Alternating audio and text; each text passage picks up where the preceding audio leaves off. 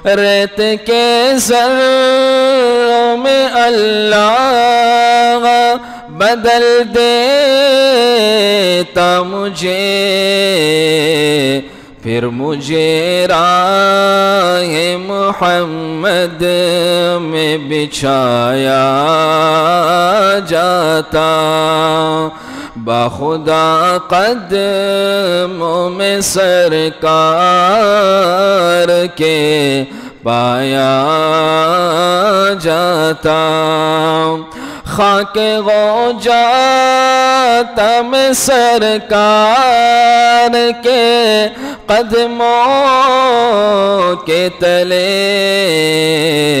خاک کو خاک مدینہ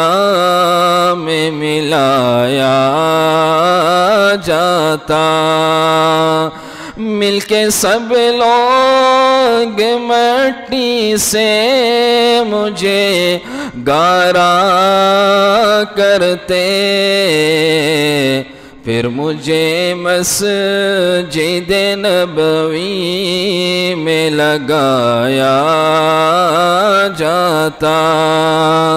کاش میں دور پیغمبر میں اٹھایا جاتا، کاش اے کاش میں ہوتا کوئی ایسی لکڑی جس کو سرکار کے منبر پہ لگایا جاتا، باخدا قدموں میں سرکار کے پایا جاتا، کاش میں دور پیغمبر میں اٹھایا جاتا۔ آمین۔ الحمدللہ رب العالمین، والصلاة والسلام على رسوله محمد وعلى آله وصحبه أجمعين۔ اللهم اغفر للمؤمنين والمؤمنات والمسلمين والمسلمات الأحياء منهم والأموات إنك سميع قريب مجيب الدعوات۔ الہ العالمین، جو کچھ کہا گیا سنا گیا اس پر عمل کی توفیق عطا